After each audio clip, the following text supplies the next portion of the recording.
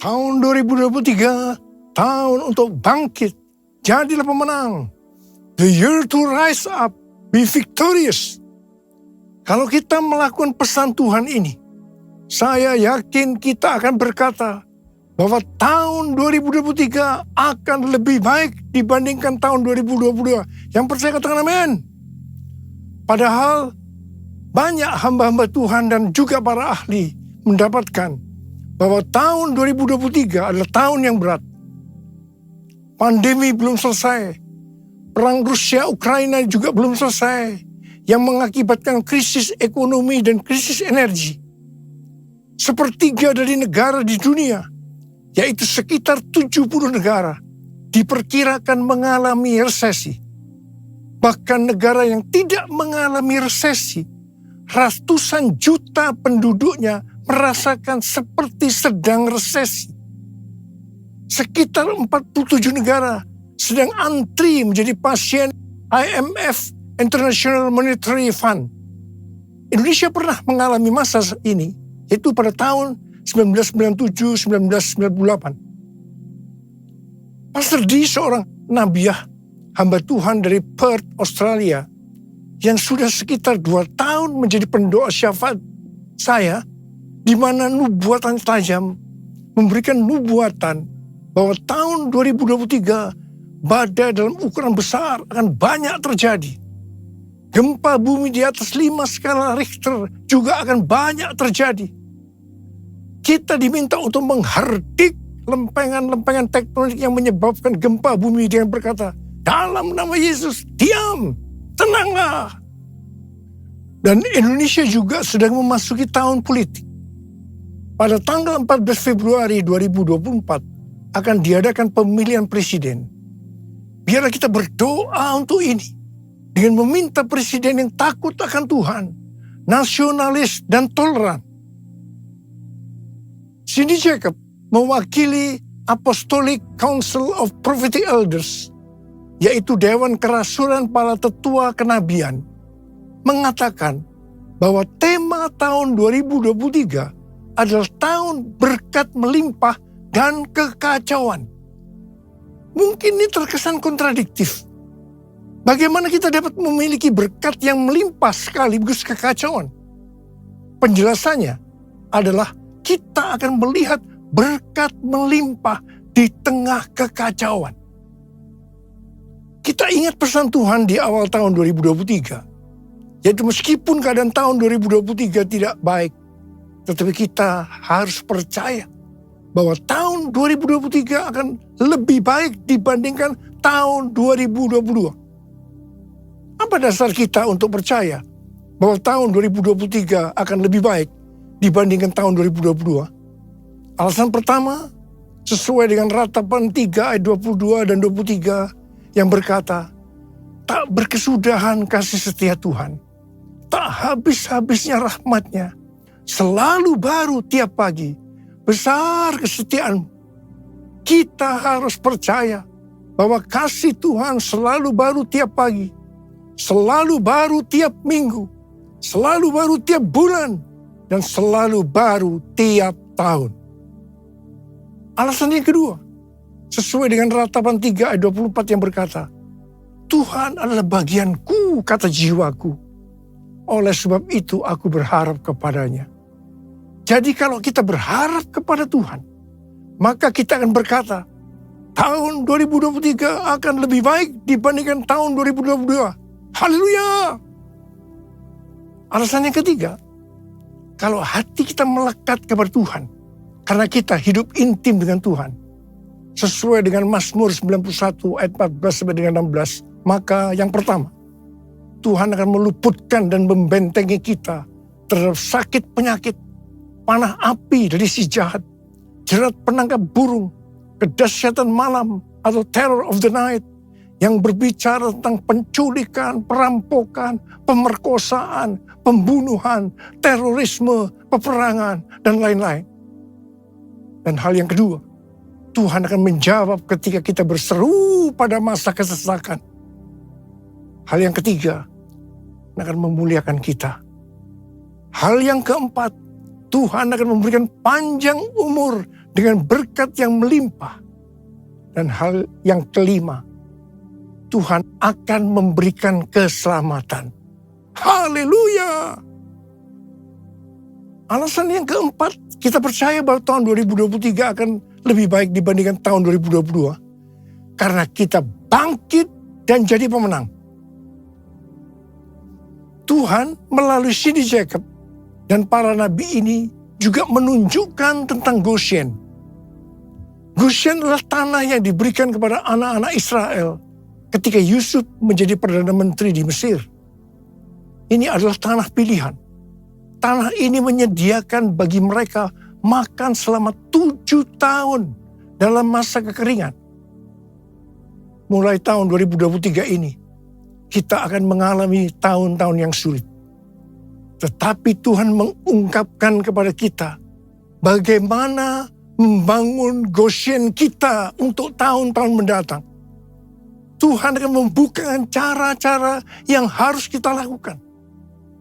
Dan Tuhan juga berbicara melalui Yesaya 60 ayat 6 yang berkata, sejumlah besar unta akan menutupi daerahmu. Unta-unta muda dari Midian dan Eva. Mereka semua akan datang dari Sheba, akan membawa emas dan kemenyan, serta memberitakan perbuatan masyhur Tuhan. Berkat datang untuk anak-anaknya yang sungguh-sungguh melekat kepada Tuhan. Unta-unta akan datang membawa berkat keuangan kepada kita. Tuhan mengingatkan bahwa berkat materi yang kita dapatkan bukan hanya untuk kita sendiri, tetapi untuk dibagikan kepada mereka yang nantinya berkekurangan dan butuh bantuan. Aku percaya berkat-Mu atasku melimpah, kebajikan, kemurahan selalu mengikutiku. Ku puji, ku sembah Kau Tuhan. Kebajikan, kemurahan selalu mengikutiku. Ku puji, ku sembah Kau Yesus. Tuhan berbicara kepada kita untuk bangkit dan jadi pemenang melalui kitab Hagai. Tuhan berbicara melalui Nabi Hagai kepada Zerubabel bin Shealtiel, Bupati Yehuda, dan Yosua bin Yosadak, Imam Besar, untuk mengajak bangsa Israel membangun bait suci. Tuhan menegur bangsa Israel, karena selama ini mereka hanya sibuk membangun rumahnya sendiri. Tetapi rumah Tuhan tidak dibangun dan tetap menjadi reruntuhan. Akibatnya, mereka menabur banyak, tetapi membawa pulang hasil sedikit. Mereka makan, tetapi tidak sampai kenyang. Mereka minum, tetapi tidak sampai puas. Mereka mendapat upah, tetapi tidak pernah cukup. Karena seperti ditaruh di dalam pundi-pundi yang berlubang. Banyak pengeluaran yang tidak terduga, seperti sakit penyakit, dicuri, ditipu, dirampok, dan lain-lain terjadi. Mari, kita sekarang introspeksi, melihat diri kita masing-masing. Apakah keadaan kita seperti keadaan orang Israel pada waktu itu? Karena itu, masuk tahun 2023, Tuhan berkata kepada kita, bahwa ini adalah tahun untuk bangkit, jadilah pemenang. Kita diminta untuk bangkit dan membangun manusia rohani kita. Kita mesti menjadi serupa dengan gambar Yesus. Kita harus menjadi murid Tuhan Yesus. Kita harus menjadi pemenang. Maka Tuhan akan mencurahkan berkat, baik secara jasmani maupun rohani. Sesuai dengan Roma 8 dan 29. Bahwa goal kita sebagai orang percaya adalah menjadi serupa dengan gambarnya. Artinya menjadi murid Tuhan Yesus. Supaya menjadi serupa dengan gambarnya, maka sesuai dengan 1 Yohanes 2 ayat 6, kita harus hidup sama seperti Kristus telah hidup. Kalau kita hidup sama seperti Kristus telah hidup, pasti kita akan menjadi serupa dengan gambarnya. Karena itu kita harus menjaga agar kita tetap memiliki kasih yang semula. Kalau kita membangun kerohanian kita untuk menjadi seperti Kristus, maka kita percaya berkat Tuhan, baik secara rohani maupun jasmani, akan kita alami meskipun di tengah kekacauan. Mari, dengan kuasa Pentakosta ketiga, kita selesaikan amanat agung. Dan setelah itu, Tuhan Yesus datang kembali. Haleluya! Tuhan pada waktu itu berkata kepada bangsa Israel, bahwa berkat Tuhan akan turun dengan cara Tuhan yang menggoncangkan langit dan bumi, laut dan darat. Tuhan akan menggoncangkan bangsa-bangsa, sehingga barang yang indah-indah di bangsa-bangsa akan datang mengalir, memberkati mereka. Tuhan berkata, kepunyaankulah perak, kepunyaankulah emas. Hal yang seperti ini yang akan terjadi pada tahun 2023. Seperti yang telah dinubuatkan oleh Cindy Jacobs, bahwa tahun 2023 adalah tahun berkat melimpah dan kekacauan. Di mana ini dapat diartikan bahwa kita akan melihat berkat yang melimpah di tengah kekacauan. Kerajaanmu datanglah, kehendakmu jadilah, di bumi seperti di surga. Kerajaanmu datanglah, kehendakmu jadilah, di bumi seperti di surga. Kerajaanmu datanglah, kehendakmu jadilah, di bumi seperti di surga. Di bumi seperti di surga.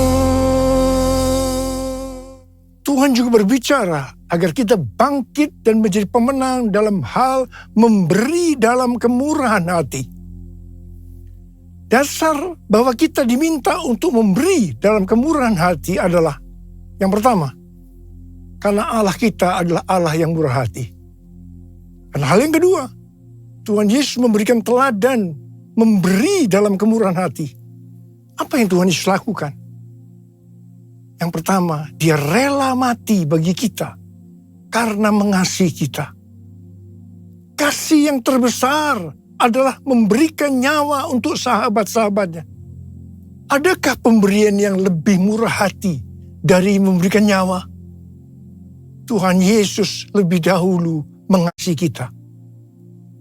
Contoh memberi dalam kemurahan hati, seperti terdapat dalam Roma 12 ayat 1 yang berkata, karena itu, saudara-saudara, demi kemurahan Allah, aku menasihatkan kamu, supaya kamu mempersembahkan tubuhmu sebagai persembahan yang hidup, yang kudus, dan yang berkenan kepada Allah. Itu adalah ibadahmu yang sejati. Tuhan menghendaki kita melakukan ini. Persembahan kepada Tuhan bisa berupa ucapan syukur dan penyembahan, taat kepada firman-Nya, melayani pekerjaan Tuhan, serta persembahan berupa materi, seperti persembahan khusus, persembahan persepuluhan, persembahan sulung, merupakan bukti ketaatan kita kepada firman Allah melalui gereja tempat kita tertanam. Ada 3 macam respon dari orang percaya dalam hal memberi, dalam kemurahan hati. Respon pertama, bagi yang memiliki hubungan yang intim dengan Tuhan, mereka akan memberi dengan standar tinggi, yaitu senantiasa berupaya memberikan yang terbaik untuk Tuhan. Sebagai contoh, Maria yang intim dengan Tuhan, mengurapi kaki Tuhan Yesus dengan rambutnya, dengan minyak narwastu yang mahal harganya, yaitu sekitar 300 dinar. Itu merupakan upah 1 tahun bagi seorang pekerja. Jadi sangat besar nilainya.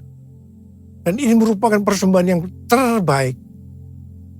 Respon yang kedua, bagi mereka yang tidak intim dengan Tuhan, mereka hanya dapat memahami bahwa memberi persembahan secara materi itu hanya sebagai hukum yang tertulis. Ketika yang lain sudah dengan tekun memberi, dengan setia, persembahan persepuluhan, persembahan khusus, dan persembahan sulung, dia masih sibuk menggali apakah persembahan-persembahan itu alkitabiah atau tidak. Respon yang ketiga, bagi mereka yang cinta uang dan pencuri kas milik Tuhan seperti Yudas Iskariot, akan mengkritik orang seperti kepada Maria yang memberikan persembahan yang terbaik kepada Tuhan, yaitu minyak narwastu yang mahal harganya. Dengan dalih, mengapa tidak diberikan kepada orang miskin saja? Demikian juga mereka yang termasuk orang-orang yang seperti ini akan menyamaratakan semua pendeta yang mengajar tentang memberi persembahan uang sebagai golongan pendeta yang mencari keuntungan dari jemaat. Bukan rahasia lagi bahwa cukup banyak pendeta yang takut untuk memberikan pelajaran tentang kebenaran memberi persembahan uang dalam kemurahan hati. Apa akibatnya? Akibatnya, baik pendeta itu maupun jemaatnya gagal untuk menerima berkat yang terbaik dari Tuhan.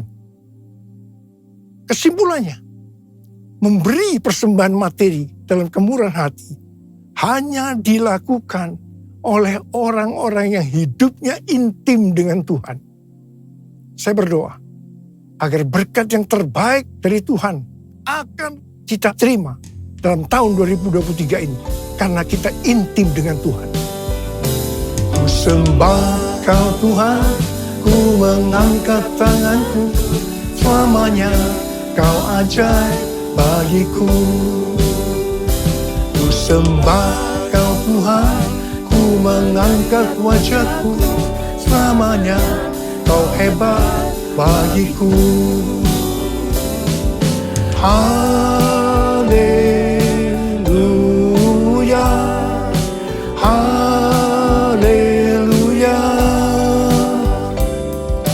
haleluya, haleluya, haleluya,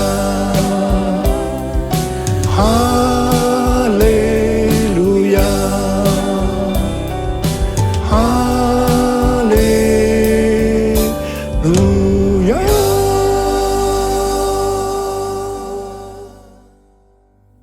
Sudah lebih dari 12 tahun Tuhan berbicara kepada kita tentang persembahan sulung dari Amsal 3 ayat 9 dan 10 yang berkata, muliakanlah Tuhan dengan hartamu dan dengan hasil pertama dari segala penghasilanmu.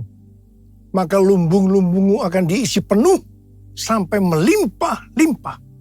Dan bejana pemerahanmu akan meluap dengan air buah anggurnya.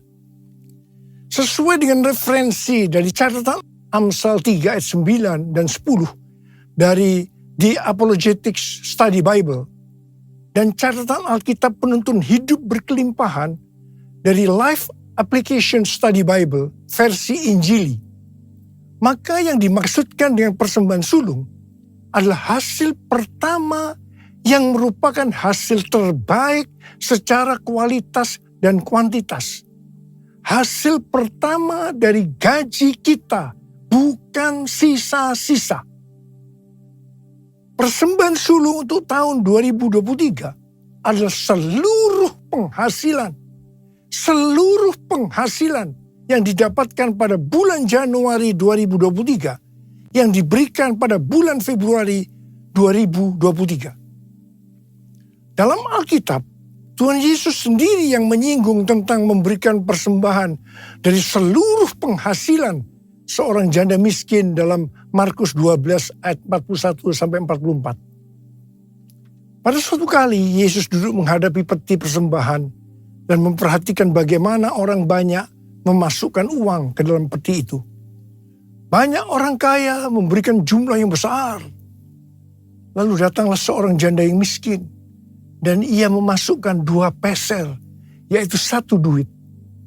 Maka dipanggilnya murid-muridnya dan berkata kepada mereka, aku berkata kepadamu, sesungguhnya janda miskin ini memberi lebih banyak daripada semua orang yang memasukkan uang ke dalam peti persembahan. Sebab mereka semua memberi dari kelimpahannya. Tetapi janda ini memberi dari kekurangannya semua yang ada padanya, yaitu seluruh nafkahnya. Di sini Tuhan Yesus tidak melihat besarnya jumlah persembahan, tetapi berapa persen dari penghasilannya yang dipersembahkan. Meskipun jumlah persembahan janda miskin ini relatif kecil dibandingkan orang kaya tadi, tetapi Tuhan Yesus berkata, janda miskin ini memberikan lebih banyak dibandingkan dengan semua orang kaya itu.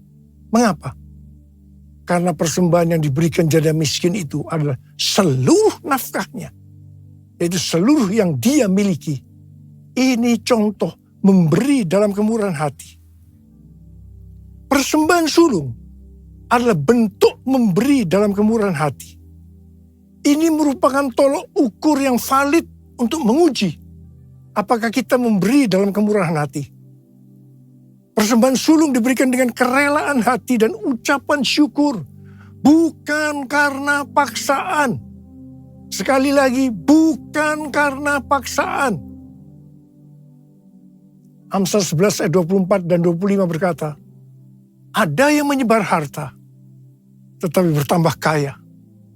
Ada yang menghemat secara luar biasa, namun selalu berkekurangan. Siapa banyak memberi berkat, diberi kelimpahan. Siapa memberi minum, ia sendiri akan diberi minum. Tahun 2023 adalah tahun untuk bangkit. Jadilah pemenang dalam hal memberi dalam kemurahan hati. Kita akan berkata bahwa tahun 2023 akan lebih baik daripada tahun 2022. Kita akan mengalami berkat yang melimpah meskipun dunia mengalami kekacauan. Haleluya! Perbuatannya besar, perbuatannya besar, perbuatannya besar, pujilah namanya, pujilah Tuhanku dengan segenap hatiku, pujilah namanya, pujilah Tuhanku dengan segenap hatiku, pujilah namanya, pujilah namanya, pujilah namanya. Mari angkat tangan saudara, angkat tangan kita, sembah dia. Kita berbahasa roh saat ini. Berbahasa roh, berbahasa roh, berbahasa roh.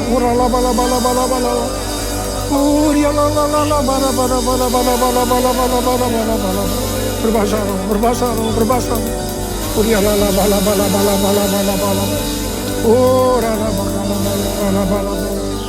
Kamu berdoa buat anak-anakmu yang angkat tangan di hadapanmu saat ini, Tuhan. Ajarlah kami memberi dengan kemurahan hati. Hamba-Mu percaya kalau kita melakukan itu, berarti kita bangkit dan jadi pemenang. Dan hamba-Mu percaya di tengah kekacauan dunia, berkat yang melimpah akan kami terima. Oh ralabalaba, terima, terima, terima, terima, terima, terima, terima, terima, terima, terima. Oh rabasyikalabalaba. Ya Abah, ya Abah, terima kasih. Terima kasih Abah, terima kasih. Dalam nama Yesus, dalam nama Yesus, dalam nama Yesus. Amin.